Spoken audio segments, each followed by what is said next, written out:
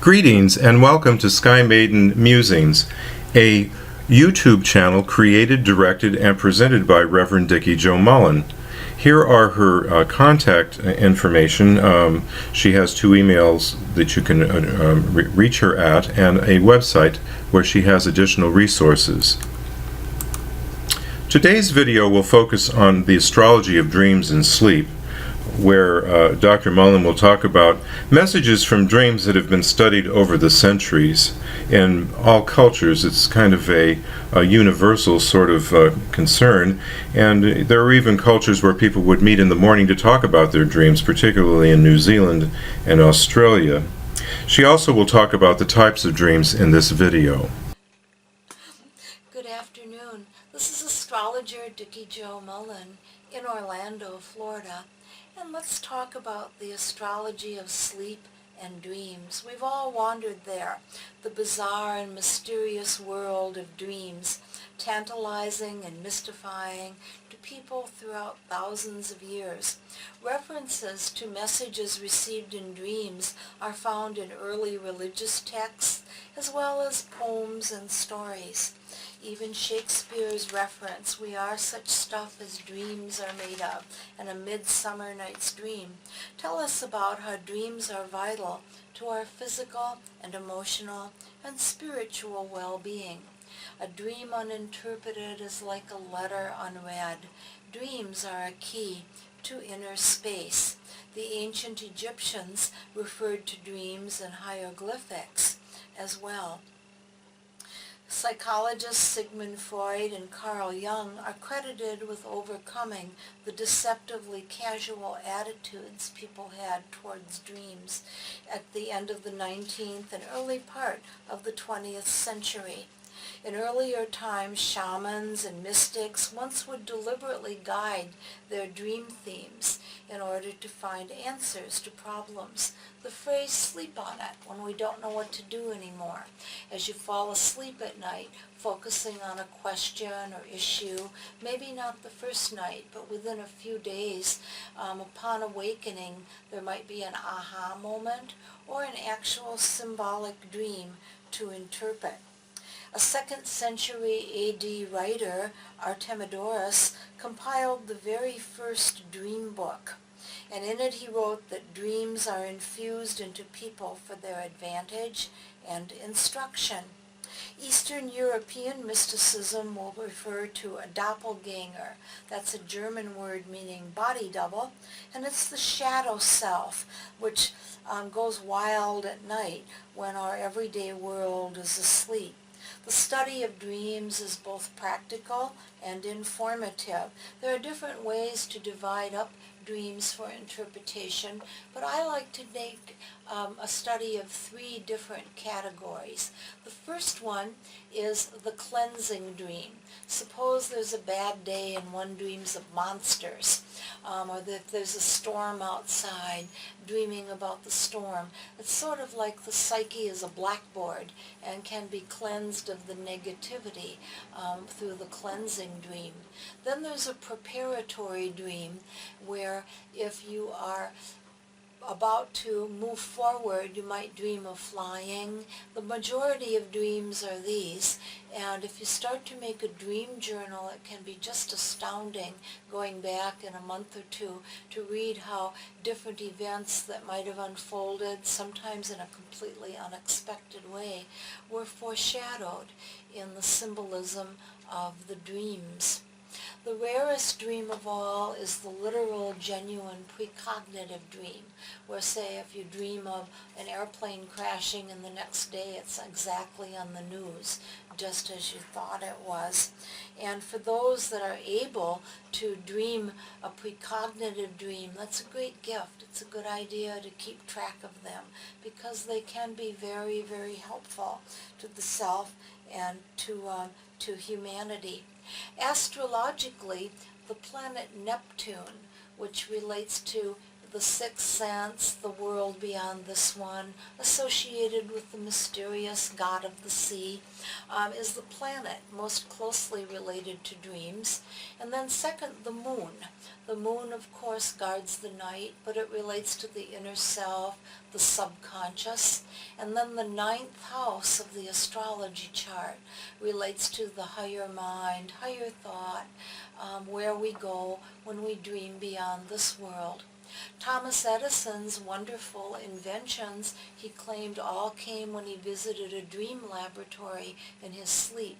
And of course, Harry Potter fans will know that as J.K. Rowling was dozing on a train, Harry came running down the aisle and revealed the wonderful story of Harry Potter to her in a dream. And Charles Dickens heard many of his characters, and of course we know of the Christmas Carol and the dream visitations that Scrooge enjoyed, more or less enjoyed, during his time. All of that comes with dreams. There's a wonderful story about the Florida lottery. There was a gentleman in Miami some years back who lost his daughter, and she came to him in a dream with a series of animals, and he looked up the animals in a dream book that had numbers associated with the symbols, and you guessed it, he was a big-time lottery winner and felt that was a gift from his daughter. The moon's phases are extremely good to observe in dream work and very easy to use. The night of the full moon, many people don't sleep. The full moon brings different emotions to the surface. The effect the full moon has on the human body and moods are legendary. Being aware of how your own dream time goes on the night of the full moon over a period of a few months, observe a few full moons, and you'll have an awareness of how you respond at that time. The new moon tends to be deep, more prophetic, more of a rested sleep, and can also be extremely significant, especially for anything to do with healing, mentally or physically. Very often dreams relate to health. I had one client who kept dreaming of cups of blood, and we couldn't figure out why. I looked up different thoughts about blood. I even thought about vampires. This was a repetitive dream, and by the way, a repetitive dream is just like going to, say, a doctor for a second opinion. If you keep hearing the same thing over and over again, you want to listen to that. Finally, I suggested that he get a blood test, and it turned out he was anemic and was able to take iron pills, and then the repetitive dreams of blood passed. So anything to do with health or well-being can also tie in with dream time and dream images. The 12 signs of the zodiac can be related to dreams in several ways. First of all, there's the very obvious connection of your own birth sign or sun sign. That's the familiar zodiac sign nearly everybody knows. But then there is the sign of the transiting moon. Every 28 days, the moon goes completely through all 12 signs of the zodiac. It stays there for a little over 2 days. And dreams that occur, and this you can find in any almanac, is where the moon sign is on any given day. It's very easy to do. And in fact, almanacs were one of the earliest books that everyone would have in their homes long ago. They're available today in different forms and can give you information about the various moon signs, how they might tie in with dreams. The sign of Aries, whether it's your own birth sign or the sign of the transiting moon, can bring dreams that have to do with adventure and the pioneering spirit. Taurus can relate to plants, the earth, music, and also security issues. The sign of Gemini would relate to scholarship, travel, also neighbor and sibling related issues.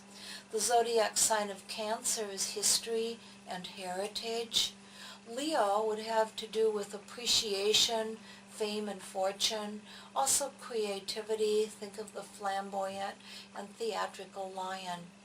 Virgo relates particularly to health, but also to service and obligations and guilt. The sign of Libra would be law. It's the scale of justice, partnerships, and obligations. Scorpio would relate to reincarnation and the afterlife. By the way, reincarnation themes are very interesting in dream work. Very often inexplicable images of something one couldn't possibly know about will come through in dreams, and they can be used to stimulate and try to understand past life recall. Sagittarius can relate to large animals, games, sports, but also the clergy and higher thought. Capricorn relates very strongly to survival and to economic issues and parameters. Aquarius, related as a dream, can tie in a lot with electronics, gadgets, inventions. Thomas Edison was an Aquarian and related a lot to, again, his dream laboratory. And the sign of Aquarius also relates to social service and political issues. With Pisces, imagination and also creative issues, dance, and anything to do with sacrifice also has a strong tie with the angelic realm and spirit world. Be aware of your dreams. A dream uninterpreted, again, is a letter unread. Good night, sweet dreams. Matthew, Mark, Luke, and John, bless the bed that I lay on. Now I lay me down to sleep. I pray the Lord my soul to keep. Dream is like a little death. If I should die before I wake, I pray the Lord my soul to take. Good morning, good night. All of those blessings we use casually tie in very strongly with the world of dreams. There are certain herbs that can be used in dream work. Mugwort is very good for making a dream pillow, a little bit of cloth with an herb in it. Lavender is extremely good for a restful and peaceful sleep. And also catnip and chamomile are other plants that can be brewed as teas or used as herbal pillows to facilitate sweet dreams and good nights. If you feel there is negativity or trouble around your dreams, one of the very best herbs to use is sandalwood. That can be used as an incense or an oil, and it draws in helpful and positive spiritual entities. Putting a pillow under your head with a book in it or a question under the pillow. Edgar Cayce used to study in school with his textbooks under his pillow and would swear that he woke up and would learn everything in the textbook. It's worth a try. And then also there is a crystal, the Herkimer diamond. It's a very bright, clear form of quartz found in upstate around Herkimer, New York. And oftentimes that crystal placed inside a pillow will help to stimulate and recall brighter and better dream experiences. Experiment with your own dream work. Remember, it's a third of your life. It's very, very significant and important and can do a great deal in helping dimensions and growth here in the waking world. This is astrologer Dikki Jo Mullen bidding you good night and sweet dreams from Orlando, Florida. After viewing this video, if you want to contact Reverend Dikki Jo Mullen, you can reach her at the following email addresses and view her website as well. Dr. Mullen is a metaphysician who practices a number of techniques which you see here: astrology, crystals, dream analysis, graphology, numerology, palmistry, rune wisdom, and tarot card reading. And she does individual sessions for people, which include some or perhaps all of those techniques. In addition, her metaphysical practice methods include aromatherapy, aura portraits, chakra balancing classes of various types around metaphysics topics, convention programs, feng shui, home blessings, house parties, paranormal investigation, past life reading, and personal readings as well. Thank you.